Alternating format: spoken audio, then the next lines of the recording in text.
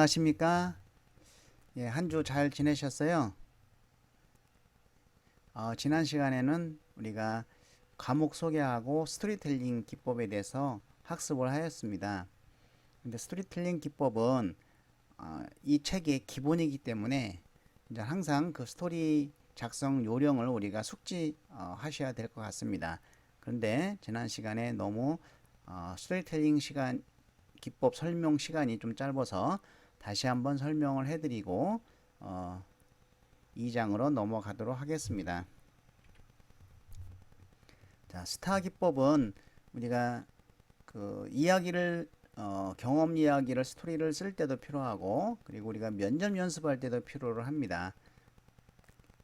이 스타 면접은 하나의 어떤 심층 면접의 일환으로서 질문을 이렇게 하는 것이죠. 그 당시 어떤 상황이었냐, 또 그러면 어떤 과제가 있었고 그걸 해결하기 위해서 본인은 어떤 행동을 해왔느냐, 그리고 어떤 결과를 얻었느냐라고 하는 것입니다. 그래서 아예 이거를 갖다가 그냥 스토리텔링 기법을 이야기를 이런 식으로 작성을 하게 되면 미리 면접까지 준비가 될 수 있는 것이죠.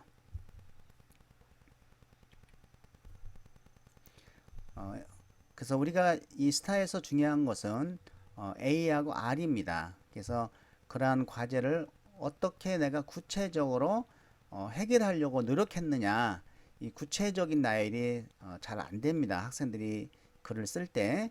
그렇지만은 실제로 그 어떤 걸 해결하기 위해서 본인이 했던 거를 한번 구체적으로 나열을 해볼 필요가 있겠죠. 그래서 그러한 결과, 이러한 성과를 얻을 수가 있었다라는 거죠. R 다음에 우리가 느낀 점을 쓸 수가 있습니다. feel. 그래서 나는 그런 걸 통해서 무엇을 느꼈다. 이 느낀 것을 이야기할 때는 그냥 어떤 것을 느꼈다 하는 것보다는 그 회사의 어떤 인재상에 관련된 것을 느꼈다라고 하는 것이 더 좋겠죠. 또는 그런 경험을 통해서 내가 이 회사에 무엇을 기여할 수 있겠다라고 하는 거, 느낀 점 또는 뭐 기여점을 첨부시켜도 좋겠습니다. 스타 기법 사례를 이제 학생이 쓴 건데, 물론 이 내용을 좀 더 수정하면 좋겠는데 여러분들이 읽고 행동의 측면에서 조금 부족할 수 있겠구나 하는 것을 느끼면서 본인 이야기는 제대로 한번 써주시기 바랍니다. 자, 상황은 이런 상황이었죠. 대학교 1학년 때 처음으로 아르바이트를 하였는데 내가 손대는 것마다 실수투성이어서 주변 직원들에게 피해를 주는 일이 많았다. 처음은 다 그렇죠. 내 자신이 너무 싫은 날이 많아 자존감이 떨어지는 상황이었다. 그래서 어떤 과제는 난생 처음으로 하는 아르바이트로 고객 대응과 또 많은 화장품 이름과 성능을 빨리 외워야만 하는 과제가 있었던 것이죠. 그래서 어떻게 행동했냐면은 주변 사람들에게 피해를 주지 않기 위해서 일주일 내내 나가서 직원이 일하는 것을 옆에서 지켜보고 메모도 하고 매일같이 이렇게 열심히 하였던 모습을 보니 메모를 하다 보니까 점점 손이 익숙해지고 또 고객을 상대할 수 있게 되었던 것이죠. 이렇게 노력하는 모습을 보고 직원분께서 1시간 내내 어떤 때는 또 더 많이 그 화장품에 대해서 알려주고 독려해 주시면서 내가 잘할 수 있도록 도와주셨다는 것이죠. 이렇게 시간이 지나고 올리브영 칭찬 게시판에 나의 글에 대한 글이 올라와서 동료분들이 같이 축하해 주었다. 자, 그 결과로는 직장에서는 4대 보험, 복지 혜택보다 동료들이 복지다라는 것을 깨달았습니다. 주변 사람들에게 힘입어 성장한 저는 앞으로 직장을 가지고 사회생활을 할 때 힘들어하는 타인들에게 저의 큰 응원과 의리의 말로 인해서 희망을 얻는 삶이 되었으면 좋겠다고 생각했습니다.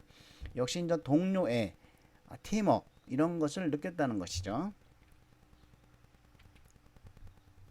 두 번째는 12단계 기법입니다. 이 12단계 기법은 이 간편 경험 스타를 좀 더 길게 풀어서 글자 수를 좀 늘리면서 좀 더 구체적이고 신뢰가 가게끔 만드는 것이죠. 특히 1000자 이내에 1000자 이상의 글을 쓸 때는 우리가 그 9번에 보시면 경험하면서 가장 기억나는 에피소드를 하나 찾아서 이거를 간단한 스타 기법으로 또 작성을 하게 되면 이것도 하나의 어떤 경험이 들어가는 것이죠. 그렇게 하면은 1000자 정도는 충분히 나온다고 봅니다. 자, 그래서 우리가 언제를 작성할 때는 숫자로 명시하는 것은 피하고 인사 담당자가 편하게 읽을 수 있도록 대학 3학년 여름방학 때 이와 같이 작성하는 것이 좋고요. 그래서 또 그 경험을 통해서 배우고 느낀 점은 회사의 인재상에 관련된 것, 그리고 11번은 그 경험을 통해서 자신의 것으로 만든 능력에는 직무와 관련된 직무 역량으로 작성하는 것이 좋다. 자, 역시 이제 9번 같은 경우는 경험하면서 가장 기억나는 에피소드는 회사가 요구하는 글자 수가 많을 때 작성하고, 그 이외에는 뭐 500자 이내는 생략해도 충분히 글자가 나오니까 생략할 수가 있습니다. 그래서 여러분들이 글자 수가 많느냐 글자 수가 적느냐, 글을 더 채워야 될 것인지 판단하셔가지고 9번을 활용하시면 될 것 같습니다. 사례를 하나 살펴보고 2장으로 넘어가도록 하겠습니다. 자, 두 가지 결론이죠. 이 결론은 어떤 본문과 전혀 관련 없는 것이면 안 되고, 이 본문 전체를 통해서 최종적으로 가장 중요한 문구가 들어가는 것이죠. 자, A 회사 총무부에서 6개월 동안의 인턴 경험은 대인관계 능력이 회사의 원가 절감에 크게 영향을 미칠 수 있음을 느끼게 한 소중한 시간이었습니다. 그러한 경험을 한 이유는 제가 희망하는 직무가 현장에서 실제로 저와 잘 맞는지 적합한지 알아보기 위함이었습니다. 그래서 대학교 3학년 겨울방학 때부터 6개월간 A 회사 총무부에서 사무실 인테리어 공사를 맡는 역할을 하였는데, 특히 제가 맡은 일은 사무실 상계층 건물 인테리어 공사의 견적을 비교 검토하는 일을 하였습니다. 거기서 집중한 일은 인테리어 공사의 질을 높이면서 예정된 예산에 맞추는 거에 집중을 하였습니다. 여러 인테리어 업체에서 견적을 받아 비교 검토하면서 너무 견적비가 5천만 원을 제시한 업체에 주목하고 공사비 협상을 하기로 하였습니다. 그 업체에 집중한 이유는 너무 낮게 견적을 낸 업체는 재료가 부실하고, 또 너무 높게 낸 곳은 예산과 너무 차이가 나서 이 업체에 집중하게 되었습니다. 자, 9번은 이제 생략하도록 하겠습니다. 1000자 이상이 많이 요구될 때는 그 안에서 에피소드를 찾아서 쓰면 되겠습니다. 자, 이러한 경험을 통해서 배운 점은 비록 6개월간 짧은 인턴 직원이었지만 자신이 맡은 일의 책임감과 주인의식을 갖는 것이 중요하다는 것을 배울 수 있었습니다. 이때 책임감은 그 회사의 인재상인 것이죠. 자, 경험을 통해서 자신이 얻은 능력은 이때는 여기서는 직무 능력을 쓰면 좋겠습니다. 자, 객관적으로 바라보고 소통할 수 있으며 의사소통 능력이 바로 직무 능력이라고 보면은 직무 능력을 이제는 배울 수 있었다는 것이죠. 우선 협상으로 선정한 업체를 직접 방문하여 견적을 어떻게 냈느냐 여쭤보고, 그러면 다시 한번 견적을 내보자 라고 해서 다시 견적을 제안한 후에 견적을 내보니까 견적이 5천만 원이 아니고 3,200만 원이 나온 것이죠. 그래서 이 금액에 좀 해달라고 했더니 인테리어 업체는 그 금액으로는 공사를 할 수 없다고 버틴 거죠. 그래서 설득을 해서 3,200만 원을 결정하게 되었고, 공사도 성공적으로 해낸 결과로 3일 휴가와 보너스도 받았습니다. 자, 어떻게 설득을 했느냐라고 또 면접 질문이 나올 수가 있죠. 그래서 사실 그 친구는 건물을 새로 짓기 위해서 이전하는 건물의 인테리어 공사를 맡은 거예요. 그래서 그 건물이 완공되면 당신네가 우리가 이사한 건물에 인테리어를 잘 해주면 우리 건물의 인테리어 공사 업체에 좀 넣어줄 수 있다 이렇게 얘기를 하니까 바로 하자고 했던 것이죠. 이런 설득 어떻게 설득했느냐라고 하는 것도 우리가 또 여쭤볼 수가 있는 것이죠. 면접에서는 회사나 직무에 대한 기여할 점은 자, 이런 경험과 능력은 앞으로 도전하게 되는 총무직을 수행함에 있어서 원가 절감을 통한 회사의 살림을 알뜰하게 꾸려갈 수 있을 것이라고 확신합니다. 라는 것이 이제는 12단계 사례다. 그래서 그냥 12단계는 제가 붙인 기법인데 이와 같이 여러분들이 어떤 경험을 쓸 때 그 스타나 이런 12단계로 딱 틀을 만들어서 그 안에다가 글을 쓰는 연습을 하면은 어떤 결과가 나오겠어요? 군더더기가 없어지죠. 그리고 실질적으로 이런 스토리텔링 글이 이제 완성된다는 것이죠. 자, 이제 2장으로 들어가서 우리가 자기 분석을 통한 취업 역량은 어떻게 향상시키느냐라고 보는 것이죠. 그 역량 중심 또는 NCS 또는 브라인드라는 것은 이제 직무 능력과 인성 역량을 좀 우리가 보는 건데, 그러면 그 직무에 내가 적합할까? 이런 것을 발견하기 위해서는 나 자신을 좀 알아야 되겠죠. 그래서 취업과 연관되는 중요한 네 가지를 좀 할까 합니다. 첫 번째는 이제 흥미, 그 다음에 성격, 다중지능, 가치관. 그래서 그런 검사의 결과를 가지고 어떻게 거기에 맞는 글을 쓸 것인가 라는 것을 우리가 찾아내는 것이죠. 그래서 자기 분석은 역량 중심 취업 준비를 위한 필수 조건이 되겠어요. 자, 그 중에서 이제 흥미, 성격, 적성, 다중지능, 가치관 분석은 해당 직무와 기업에서 필요한 인재를 선별하는 데 중요한 의미가 있다는 것이죠. 자, 그럼 흥미를 해서 어떤 걸 찾아낼 수 있느냐? 흥미라고 하는 것은 내가 좋아하는 것이죠. 그러면 흥미 검사를 해서 내가 원하는 직무가 내가 높이 나온 흥미 영역 안에 있다라고 하면은 내 직무가 내 흥미에 맞는 것이죠. 그러면 내가 흥미 영역에서의 어떤 열정적으로 한 경험을 발견할 수가 있겠다. 열정적으로 한 경험이라고 하는 것은 내가 좋아하고 잘하는 일을 정말 피곤함 없이 정말 미치도록 그 일에 미쳐본 것이죠. 2, 3일 동안 미쳤다든지 아니면 일주일 동안 미쳤다든지, 그러면 내 그 직무를 정말 좋아하는구나 라는 것을 이야기로 만들 수 있다는 것이고, 성격 장단점은 우리가 MBTI는 성격이 나오죠. 근데 사실은 성격은 바라보는 관점에 따라서 장점이 될 수 있고 단점이 될 수 있는 거죠. 사람에 따라서도 다르죠.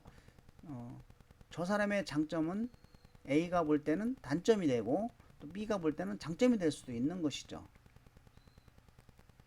그래서 결국은 나쁜 사람, 나에게 안 맞는 사람은 누구냐면 바로 나와 성격이 안 맞는 사람이다. 자, 그래서 만약에 여러분이 지원한 직무에 정말 나쁜 영향을 미칠 수 있는 성격을 가지고 있으면 안 되겠죠. 그런 것을 좀 가려내기 위함이다.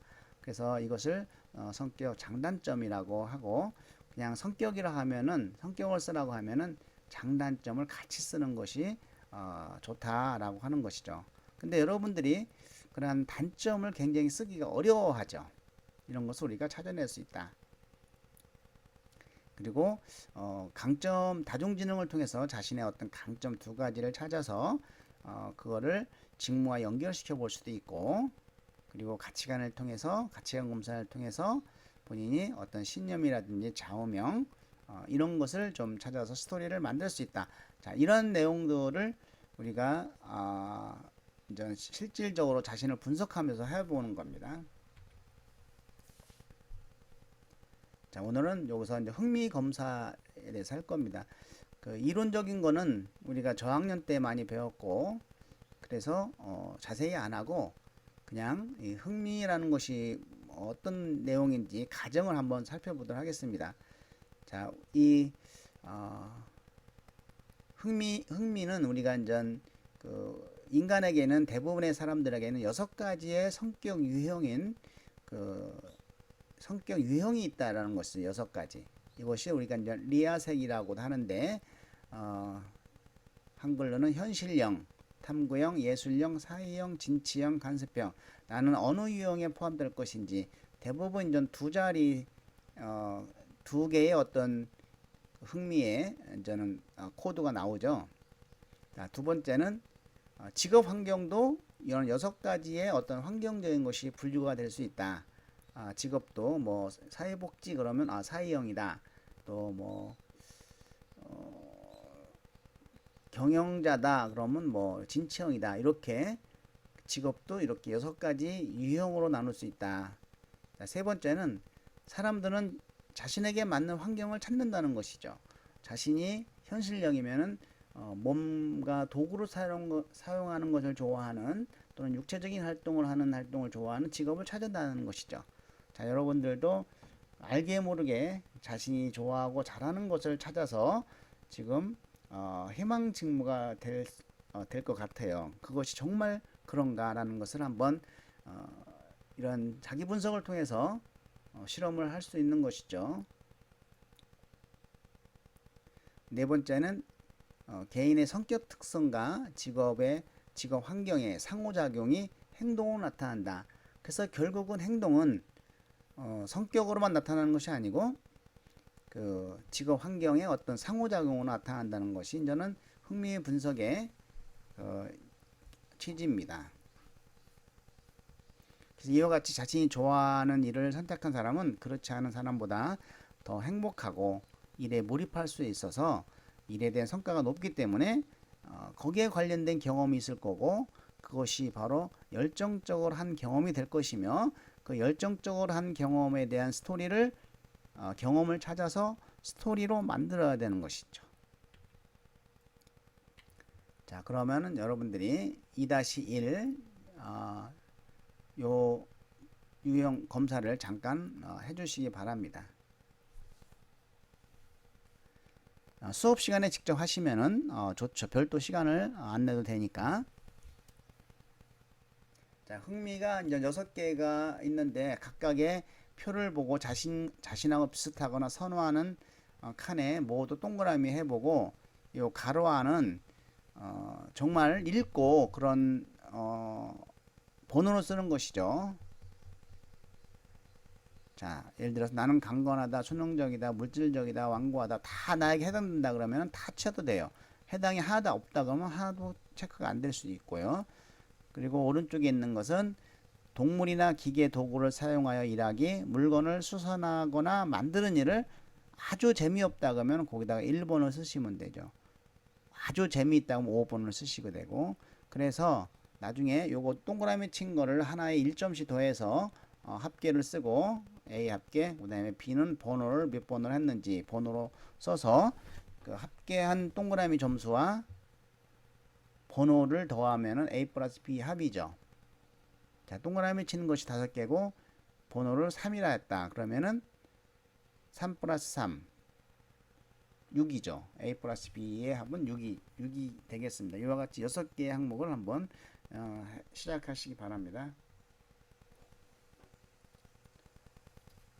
깊게 생각하지 마시고 그냥 빠르게 진행하시기 바랍니다.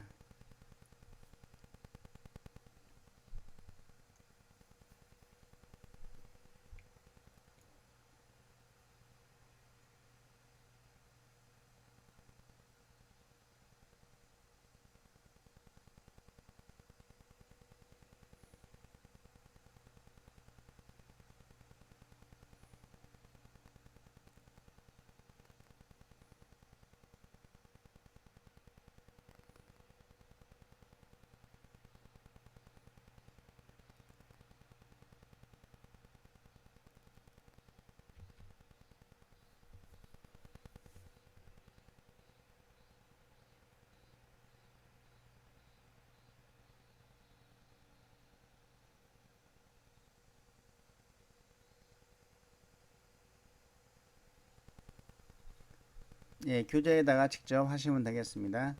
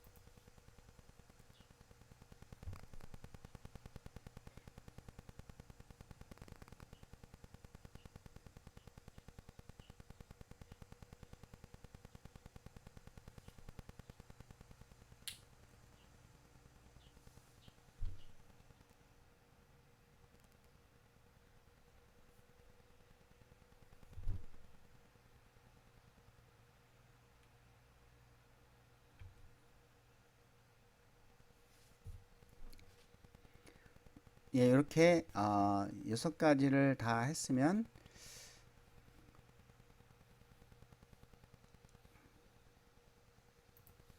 자, 흥미 I 아까 동그라미 숫자 더하기 번호로 해서 뭐 6이 나왔다 그러면 6 흥미 2는 뭐 9가 나왔다. 흥미 A는 뭐 7이 나왔다. 흥미 F는 14가 나왔다. 요 합계 점수 전체 합계가 총점이 15점이 되겠죠. 동그라미가 전체 다가 10점이고 번호가 5가 있으니까 자, 진치를 보니까 한 8점 되겠고 C를 보니까 한 5점이 되겠어요. 자, 그래서 가장 높게 나온 숫자, 영문자 숫자 S 하나를 썼고 그리고 두 번째 높은 숫자 I를 썼어요. 그래서 여기서는 이제 SI형이다 이렇게 이제 볼 수가 있겠죠. 여러분들의 두 자리 코드가 흥미 유형으로 어떤 코드가 나왔는지 한번 여기까지 한번 해보시기 바랍니다.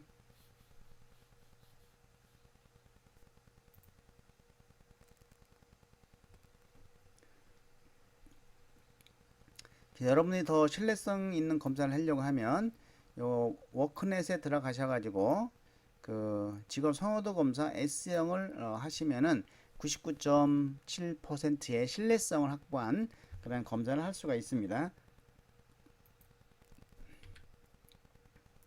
자, 여기에 이제는 아까 그리는 거죠. 뭐 흥미형이 6점이 나왔고 여기 이제 하나에 5점씩 해서 5점 뭐 10점 이렇게 볼 때 요게 이제 15점이 되겠죠. 15점이 되고 그래서 현실형이 뭐 6점 탐구 뭐 아까 몇 점이라 했는지 보시고 자 예술 뭐 사회형 뭐 14 진취형 뭐 7 관습형 6 자, 이런 식으로 해서 점선을 연결을 하면 이렇게 여러분 육각형이 나오죠. 그래서 아까 한 거는 S하고 요 I가 높게 나왔었죠. 그렇죠? 두 번째 그래서 SI형이다. 이렇게 이제 볼 수가 있는 것이죠. 여러분 코드를 이렇게 한번 해보시고 자 만약에 이제 사회형이 나왔는데 이 S형 사회형은 다른 사람과 더불어 일하는 것을 좋아하고 다른 사람들을 도와주는 것을 좋아하고 그 어떤 봉사활동 뭐 이런 거 하는 걸 굉장히 좋아하는 그 취미를 갖고 있는 거죠. 그러한 성격을 갖고 있는 거죠. 그러면은 그 봉사하는 경험을 아주 기억에 남는 경험이 있다라고 하면 그거를 스토리로 만들 수가 있는 것이죠.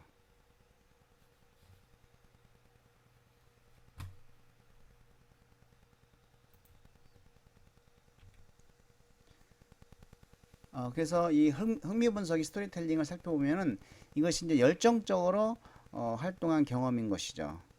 자, 학창 시절 동안에 어떤 열정을 가지고 한 경험이 있습니까? 라고 물어봤을 때는 이와 같이 흥미 분석을 통해서 그 영역에 내 직무가 내 흥미 유형과 맞을 때 그 영역에서의 경험을 찾아서 스토리텔링을 작성하게 되는 것이죠.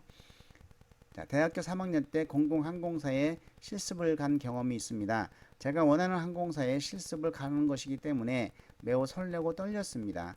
몇 주 동안 여객터미널에서 실습을 하는 과정에서 힘든 일도 많았고 마음대로 일이 풀리지 않았던 날도 많았지만 미래의 제 모습을 상상하며 1시간 전에 출근하고 퇴근 시간은 잊은 채 열정적으로 실습을 하고 부족한 것이 있으면 매일매일 실습 일지에 부족한 점과 고쳐야 할 점을 기록했습니다. 그렇게 열심히 하다 보니 어느 날 수료실이 다가오고 수료를 한 저의 모습을 볼 수 있어 매우 뿌듯한 경험이었습니다. 이 경험을 통해 승무원은 서비스직이다 보니 처음 보는 사람들과 자주 마주치고 외국인들과도 소통을 해야 하며 그러한 상황 속에서 웃음을 잃지 않고 친절하게 대해야 한다는 점이 정말 대단하다고 느꼈습니다. 저의 이러한 경험을 통해 고객 지향적 서비스 마인드와 상황에 따른 임기응변 등 대처 능력이 많이 돋보인 저의 모습을 볼 수 있었습니다. 이것이 인전 열정을 가지고 했던 경험을 보면 그 직무의 어떤 그 좋아하는 모습이 나타나겠죠. 자, 그러면 여러분들이 저는 2-1을 한번 작성해 보시기 바랍니다. 열정을 가지고 한 경험.